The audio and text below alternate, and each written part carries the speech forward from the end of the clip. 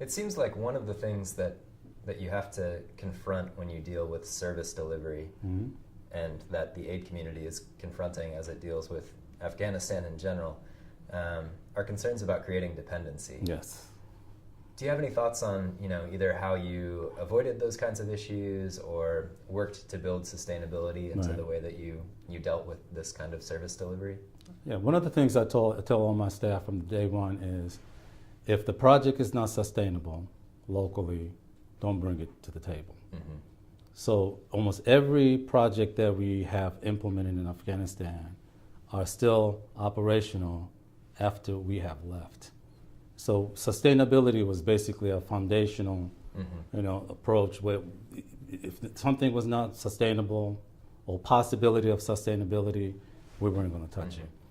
But what is it that you look for in a project that sort of, says to you, this project is sustainable? How do you, if I'm coming to you with a project, how are you going to determine whether or not it's possibly going to last after you leave? Well, I think from one, local expertise. Are there local expertise in the municipalities to continue to manage certain type of activities? Or if there's no capacity there, are there people that that's trainable? Because in Afghanistan, the literacy rate is very low, especially in the southern Afghanistan. So that was one of the areas of concern for us in the beginning. But every project that we have rolled out, it's all about local ownership. I think in the past, aid concentrated on more of a project implementation, roll out this project, roll out that project, and so forth. And I think the focus is now shifting, where sustainability is the key. And the only way you're going to have sustainability is to make sure you have local ownership. But local ownership, I think, happens on two facets. So it's something that I talk about almost to every group that probably in the last year or so, is local ownership is not all about just inside the municipality, but internally amongst your staff. Because one of the things we did was Afghanization was key to our program approach. So first year and a half of the program, we had expats around that set the foundation for future development and trained. And the March of 2012, we transitioned and we Afghanized everything. So all of the team leaders and all of the local leadership became Afghan. So we became Afghan-led program for the last 2 years of the program. And I think that was a transition to becoming a project becoming successful. The outcome of the project was far beyond my expectation. Because I think once they became leaders, but Afghans are used to being told what to do and they implement what you tell them to do.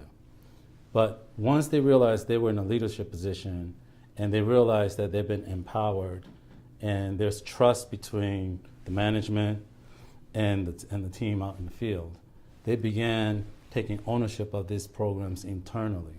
And then we built the capacity of our local national staff. So when they go out to meet with the municipal officials, they're believable. Because generally when they come out, they say, well, what qualification do you have to come and tell me what to do? So we made sure our local national staff, we really put a lot of effort into training our local team, especially at the leadership positions, to become managers.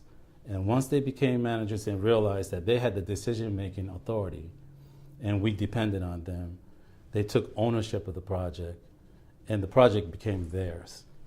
So we slowly transitioned, expats pulled back, local nationals took over, and the connection that was made between the local national leadership and the municipal officials became so fluid that they became integrated. So we integrated our local team leaders right into the municipality. So instead of having an office outside the municipality, they became integrated inside the municipality. So it became, we streamlined the process. They just became right hand of the mayors and certain department directors.